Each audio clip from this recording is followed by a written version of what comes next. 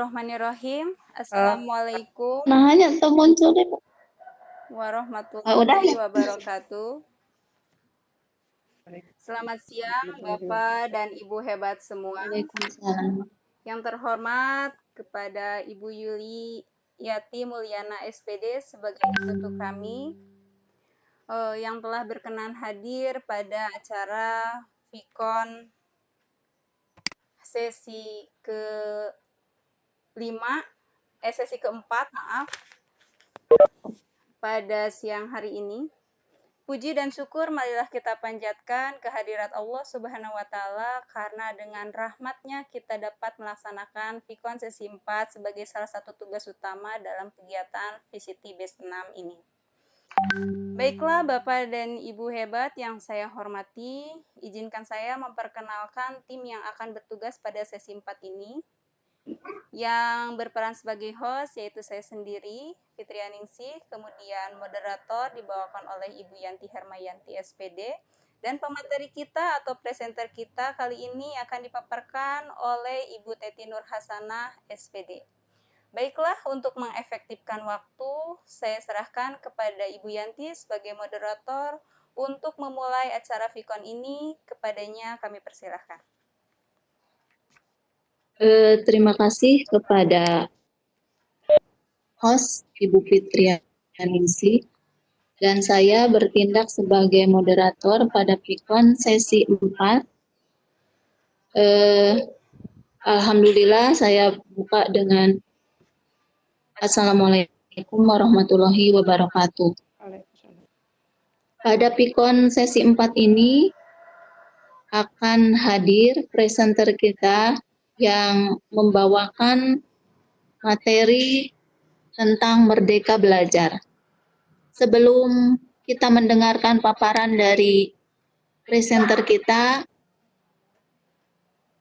terlebih dahulu saya bacakan kurikulum vitae dari presenter.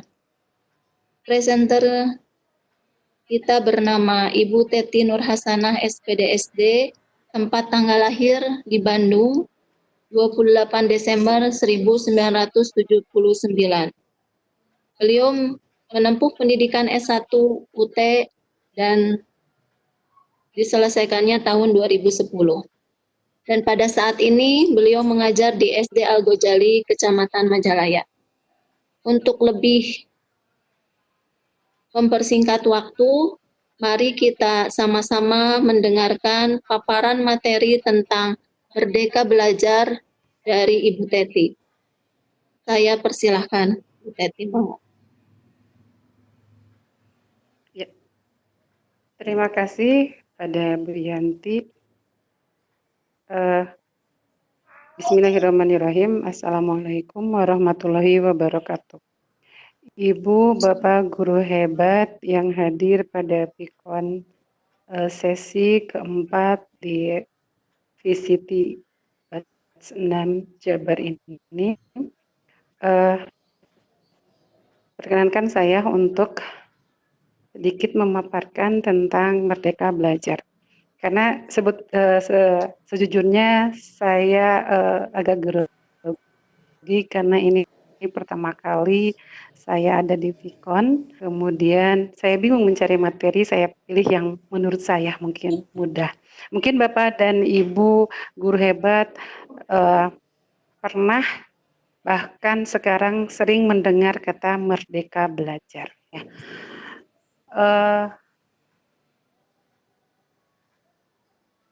Merdeka Belajar ini, Bu lanjut. Merdeka Belajar ini merupakan jargon atau kebijakan baru dari Menteri kita, yaitu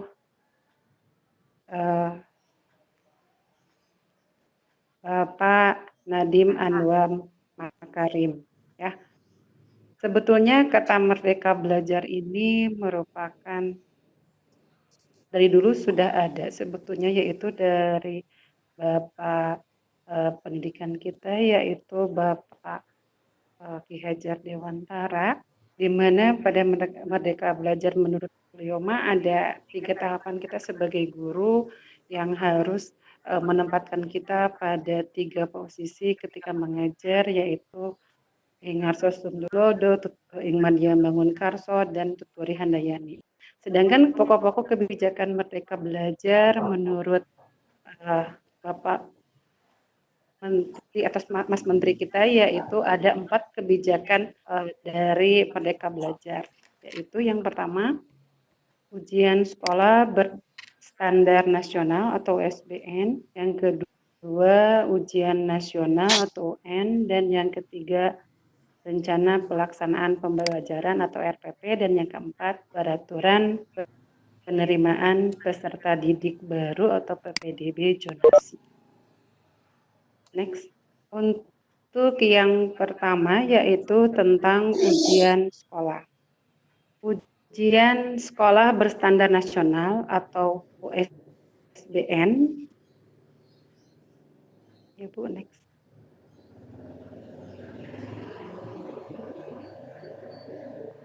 Iya. Ya, Bu. Di slide yang kelima, Bu. Mohon. Ya. Di ujian sekolah berstandar nasional atau USBN, untuk situasi saat ini, perbandingannya dengan arahan kebijakan baru, yaitu untuk situasi saat ini, semangat Undang-Undang Sisdiknas adalah memberikan kebebasan bagi sekolah untuk melakukan atau untuk melaksanakan kelulusan, namun USBN membatasi penerapan hal ini. Kemudian kurikulum 2013 adalah kurikulum yang berbasis kompetitif atau kompetensi, di mana perlu penanganan yang lebih holistik untuk mengukur kompetensi anak.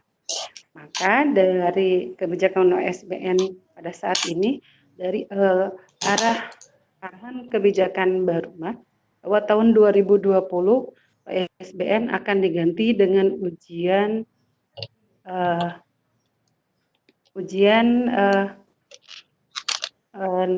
nasional yang menggunakan asesmen. Kemudian ujian USBN tahun 2020 ini merupakan USBN yang terakhir, yang pada kenyataannya karena pandemik yang sekarang ini COVID-19, ternyata USBN emang benar-benar tidak ada. Ya. Kemudian ujian untuk melaksanakan kompetisi siswa ini, arahan yang baru itu akan dilaksanakan dengan kebijakan yang baru, yaitu dengan asesmen kompetensi, di mana pemberian pelaksanaan penilaiannya dilakukan dengan portofolio dan penugasan atau dengan yang lainnya. Nah, ini memberikan kesempatan kepada guru dan siswa merdeka dalam hal penilaian. Ya, nah, adapun anggaran dari USBN nantinya dipakai untuk pengembangan kemampuan kompetensi guru dalam profesionalnya. Next, Bu. Kemudian kebijakan yang kedua yaitu ujian nasional atau UN. Ya. Situasi saat ini, materi UN itu terlalu berat, terlalu padat, sehingga siswa merasa terbebani untuk mengikuti UN, sehingga mereka merasa bahwa UN itu merupakan hal yang sangat menakutkan. Jadi dalam dirinya dia merasa bahwa dia tidak bisa apa-apa atau dia tidak mampu sekolah, tidak mampu belajar kalau tidak bisa mengikuti UN. Ya, karena bagi mereka UN itu sangat-sangat memberatkan sekali. Sehingga kadang-kadang waktu pelaksanaan UN di sekolah saya juga ada siswa yang merasa stres. Ya.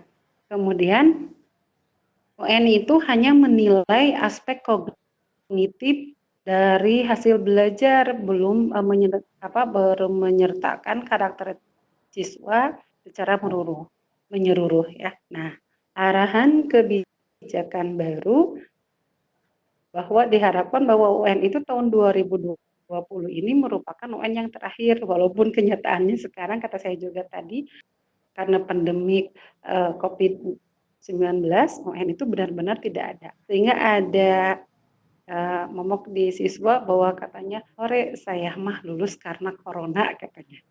Kemudian tahun 2021 UN akan diganti dengan asesmen kompetensi, di mana kompetensi ini akan mengukur 3 kompetensi literasi, yaitu kompetensi literasi membaca, kompetensi literasi sains dan matematika, dan kompetensi literasi karakter. Kemudian ini diharapkan kita dilaksanakannya pada jenjang tengah belajar siswa, yaitu kalau SD di kelas 4, kemudian kalau SMP di kelas 8, dan kalau SMA di kelas 11. Nah, ini acuannya yaitu pada pelaksanaan PISA dan TIMSS di tingkat internasional, di mana PISA ini atau Program for International Student Assessment yang bertujuan memonitor dan membandingkan hasil sistem pendidikan yang berkaitan dengan kemampuan siswa berusia 15 tahun dalam hal literasi membaca, literasi matematika, dan literasi sains. Kemudian di mana soalnya matematika PISA itu ada 3 komponen, yaitu yang pertama perubahan dan hubungan atau Change and Relationship, yang kedua yaitu ruang dan bentuk atau Space and Shapes, dan yang ketiga bilangan dan quantity. Kemudian konteks matematikanya dari PISA itu ada konteks pribadi atau personal, pekerjaan atau occupation, yang ketiga konteks umum atau sosial, dan yang keempat ilmiah atau scientific. Dan prosesnya pada PISA itu yang pertama mampu merumuskan masalah secara mata-mata, yang kedua mampu menggunakan konsep, fakta, prosedur, dan penalaran dalam matematika, yang ketiga menafsirkan, menerapkan, dan mengevaluasi hasil dari suatu proses matematika, di mana dalam PISA ini memiliki tingkatan level 1 sampai dengan 6.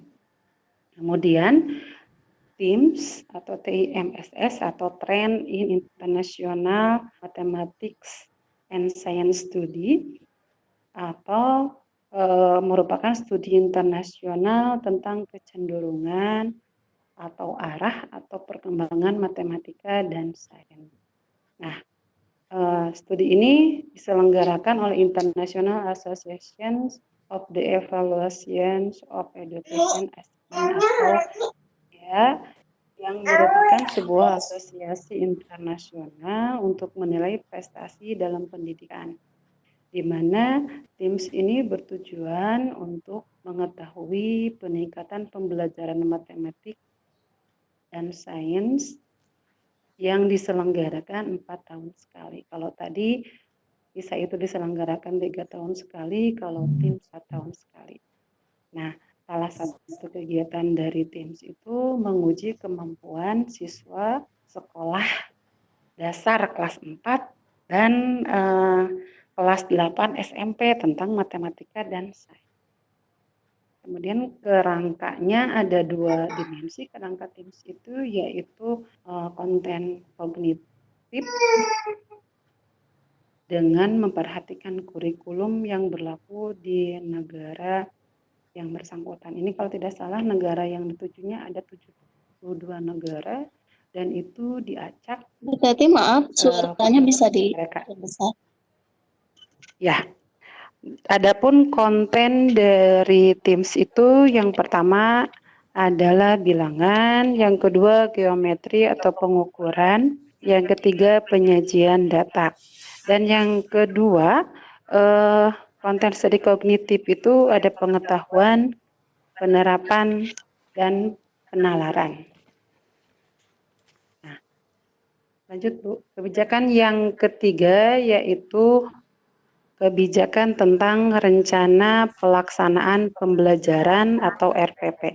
Nah, ini yang biasanya RPP itu kalau bagi kami guru SD biasanya akan menjadikan sesuatu hal yang sangat menakutkan atau sesuatu hal yang menjadi beban biasanya guru-guru SD itu.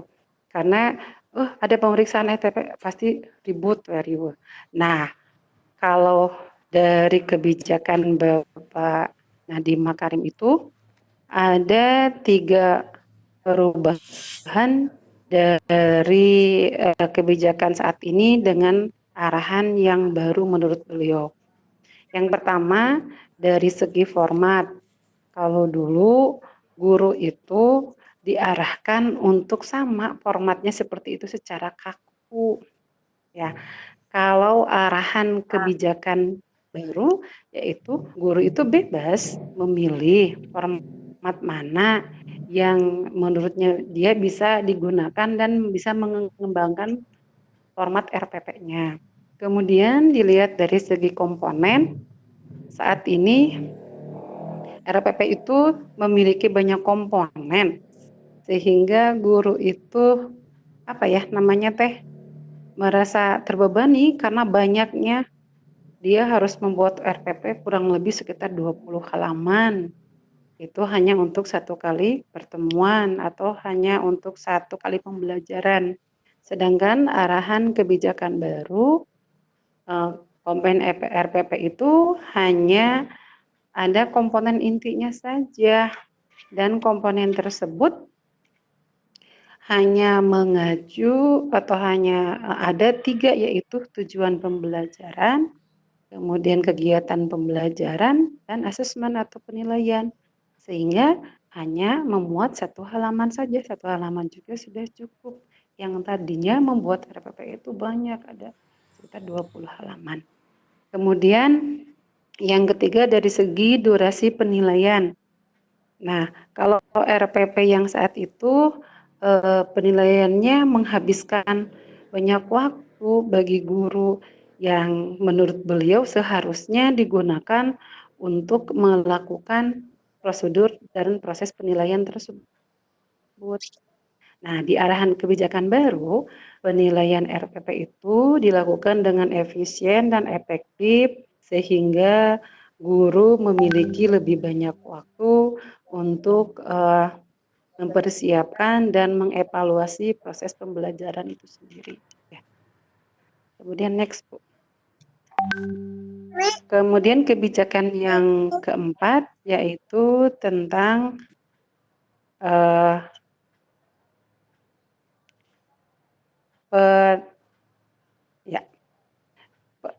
kebijakan yang keempat yaitu tentang peraturan penerimaan peserta didik baru atau PPDB zonasi.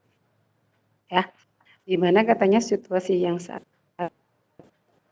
ini lebih ribet dibandingkan dengan arahan kebijakan yang akan dia lakukan. Dalam rancangan atau peraturan di situasi saat ini, tujuan peraturan PPDB anak itu yaitu memberikan akses pendidikan berkualitas, mewujudkan tingkat pendidikan, trifungsi pendidikan yaitu sekolah, kemudian keluarga dan masyarakat dengan bersekolah di lingkungan tempat tinggalnya. Kemudian pembagian zonasinya jalur prestasi itu jalur zonasi itu minimal 80%, kemudian jalur prestasinya maksimal 15%, dan jalur perpindahan itu maksimal 5%. Nah, dalam arahan kebijakan baru, beliau membuat kebijakan PPDB itu lebih fleksibel untuk mengkondisikan ketimpangan antara akses di suatu daerah. yaitu jalur zonasi minimal 50%, jalur afirmasi minimal 15%, jalur perpindahan minimal 5%, dan jalur prestasi disesuaikan dengan kondisi daerahnya sendiri. Ya, kemudian dari implementasinya, situasi saat ini bahwa PPDB itu kurang mengakomodir perbedaan situasi daerah, kemudian belum terlaksananya penerimanya itu dengan lancar di semua daerah dan belum disertai dengan pemerataan jumlah guru. Sedangkan arahan kebijakan baru daerah berwenang menentukan proporsi dan menurut wilayah zonasinya masing-masing. Kemudian pemerintah hanya berlaku sebagai monitoring dengan inisiatif lainnya oleh pemerintah daerah seperti perpindahan buat guru di sekolah yang kekurangan guru. Ya. Ya, Bu Demikian. Teti. Ya. Ya, suara Ibu sempat terputus. Oh gitu. Iya. Ya, demikianlah tentang 4 kebijakan yang dilakukan oleh Bapak Nadiem Makarim tentang Merdeka Belajar. Pada intinya, pada waktu saya mendengarkan pidato beliau bahwa Merdeka Belajar itu tidak terikat katanya ruang dan waktu. Bisa dilaksanakan, prosesnya bisa dilaksanakan kapan saja. Seperti pada waktu hari ini juga kita melakukan BIKOM, ini salah satu kebijakan dari Merdeka Belajar di mana siswa itu belajar di sekolah, belajar di rumah dengan menggunakan Android. Bahkan beliau memberikan kebijakan bahwa sekarang ada program pembelajaran di TVRI. Kemudian belajar tidak terikat waktu, boleh kapan saja, artinya bukan berarti malam dipakai hanya untuk belajar, maksudnya terikat waktu bahwa ketika waktunya agak senggang dipakai untuk mengulang-ulang pelajaran yang telah ia terima atau bisa membaca lagi buku-buku pelajaran yang lain. Dan juga ada kebijakan tentang literasi dari beliau. Ya, demikian. Mangga Ibu moderator.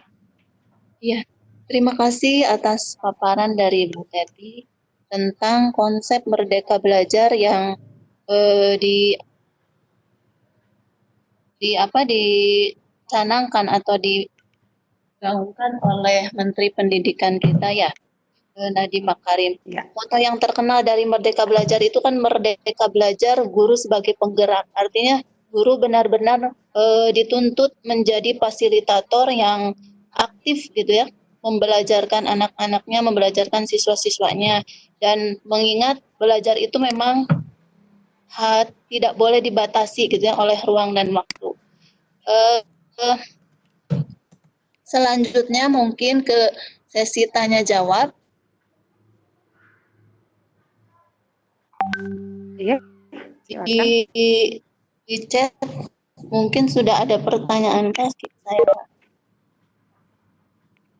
Kebetulan di sini di chat belum ada pertanyaan. Nah, sekarang sudah muncul pertanyaan dari Bu Yuli. Ya. Ya, pertanyaannya saya bacakan dulu ya, Bu. Bagaimana efektivitas penilaian Merdeka Belajar pada pembelajaran daring terkait kendala siswa yang tidak semua ikut daring? Bagaimana efektivitas penilaian Merdeka Belajar pada pembelajaran daring terkait kendala siswa yang tidak semua ikut daring? Mungkin siswanya ada yang tidak mempunyai alat komunikasi, HP atau WA dan sebagainya mungkin, Bu. Silahkan. Ya. Mau dijawab sekarang, Terima Bu. kasih atas pertanyaannya. Ya, ya. Terima kasih atas pertanyaannya dari Ibu instruktur kita, dari Ibu Yuli. Bagaimana efektivitas penilaian Merdeka Belajar pada pembelajaran daring terkait kendala siswa yang tidak semua ikut daring? Ini juga kebetulan Bu dialami oleh siswa saya. Kebetulan saya mah berada di dari Kota Majalaya itu jauh sekali Bu ke tempat saya. Uh, Banyak sekali siswa yang memang tidak mempunyai fasilitas untuk itu. Nah, salah satu yang saya gunakan adalah setiap seminggu sekali dia datang ke rumah saya atau saya yang standby di sekolah, si materi karena kebetulan saya SD ya, si materi untuk 1 minggu itu saya berikan kepada dia dengan cara saya copy untuk beberapa siswa, kemudian di saya ada sekitar ada 10 siswa yang tidak memiliki fasilitas untuk ikut daring. Saya copy materinya dari buku, kemudian saya berikan kepada dia dan minggu yang selanjutnya saya berikan hari Senin pagi, kemudian hari Senin yang akan datang ia berikan lagi kepada saya. Saya menggantinya dengan kopian dari materi tersebut dan beserta evaluasinya. Dengan satu hal yang saya berikan dan saya titik beratkan kepada dia, kerjakanlah uji kompetensinya sekiranya yang kamu mampu. Kalau tidak, nanti aja kita bahas. Kalau yang kamu tidak mampu, nanti aja kita bahas ketika kita bertatap muka lagi di sekolah.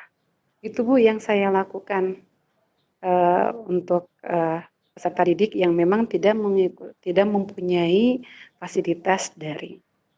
Ya, demikian Bu Yuli. Ya. Mungkin itu ya, banyak alternatif mungkin Bu ya untuk mensiasati keterbatasan fasilitas yang dimiliki oleh siswa ya. Banyak alternatif, kita sebagai guru harus harus punya inisiatif bagaimana caranya agar proses pembelajaran tetap berlangsung walaupun terbatas sarana dan prasarana yang ada. Mungkin itu Bu Yuli jawaban atas pertanyaan Ibu. Ya. Terima kasih lagi, Bu, atas jawaban hebatnya. Terima kasih Bu. Ya ketika saya bilang gini, atau pinjam aja ponsel punya bapaknya, apa punya ibunya, dia lalu menjawab, ibu saya kerjanya jauh Bu, cina di Bandung apa di Jakarta, jadi pulangnya juga kadang-kadang sebulan sekali atau kadang-kadang sudah 2 minggu sekali. Wah, saya ya sudah aja dengan bermodalkan sendiri karena kalau sekolah memang tidak ada fasilitas untuk itu atau tidak ada hal untuk itu, saya coba dengan modal saya diri, saya fotokopi sendiri, kemudian saya berikan kepada siswa. Alhamdulillah berjalan sampai sekarang. Kalau yang sekarang minggu yang kemarin saya nggak berikan tugas karena ada program belajar yang dari TVRI itu. Ya mungkin itu ya jawabannya yang alhamdulillah sebenarnya pemaparan tadi sudah jelas tentang konsep Merdeka Belajar ini, di mana pelaksanaan USBN tahun sekarang kan ya akan dikembalikan ke pihak sekolah, dan kebetulan karena pandemi ini akhirnya memang ditiadakan yang UN. Terus tahun 2021 ya sudah menghapus sistem UN ya dengan otomatis dan diganti dengan kebijakan baru yaitu asesmen kompetensi minimum dan survei karakter. Asesmen, Bu. Ya, asesmen kompetensi minimum dan survei karakter ini diharapkan bisa membentuk siswa yang kompeten, cerdas untuk membentuk sumber daya manusia bangsa dan berbudi luhur. Terus belum ada lagi pertanyaan yang lain.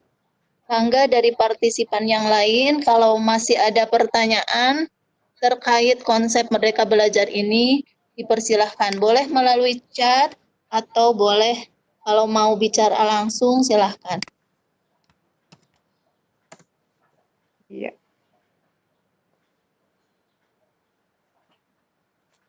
Sambil menunggu Ada. mungkin Ibu ya, Ya.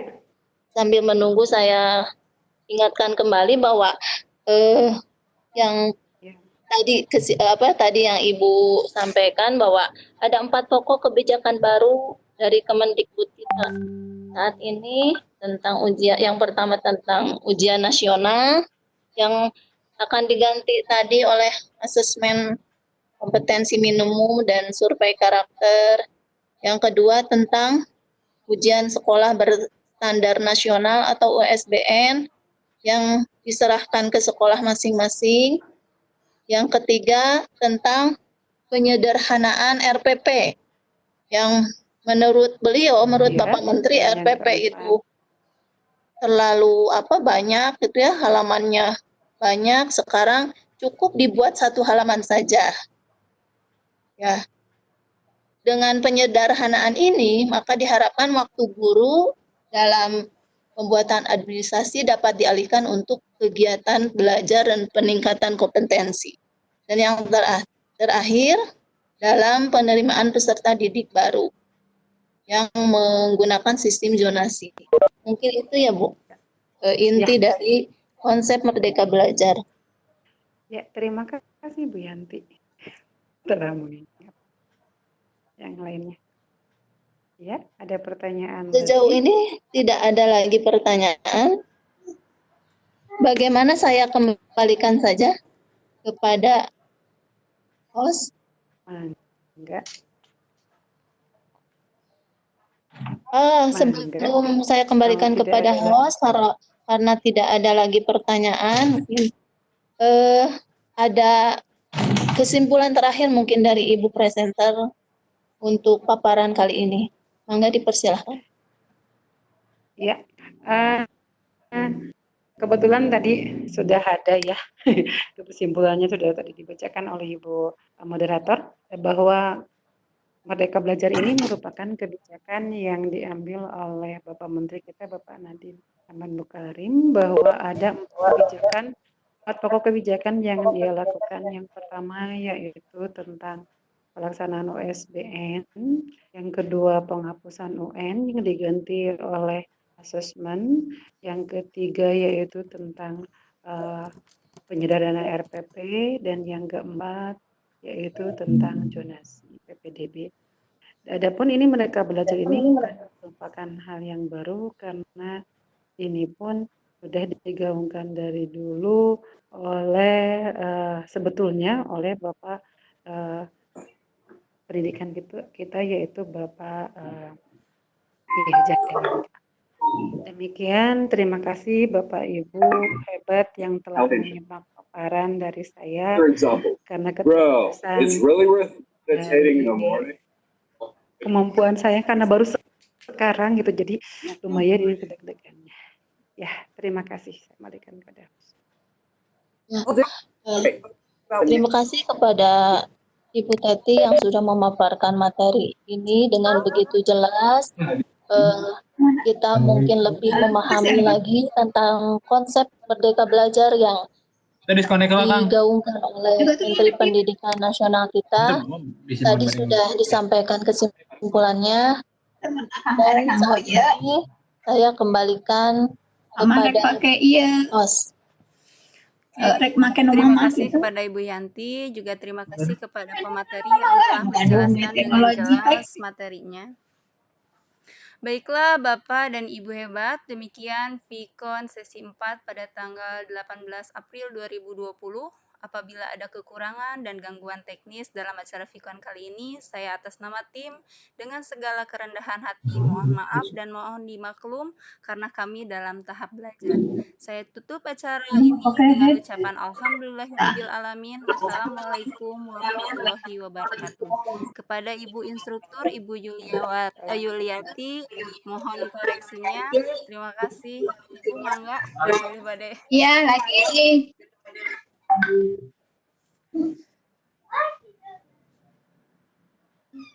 Terima kasih Ibu Petri yang cantik ya. Assalamualaikum warahmatullahi wabarakatuh.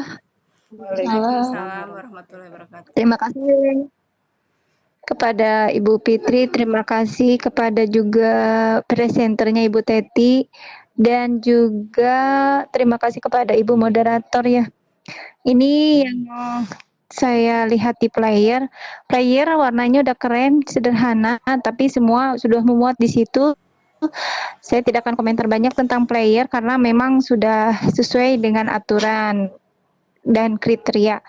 Namun di sini pemaparan juga sudah tidak ini ya, walaupun ini menurut ibu-ibu hebat ini pertama, tapi tidak terlihat pertama, tapi udah kelihatan sudah mahir gitu ya mengelola Webex, terutama moderator juga.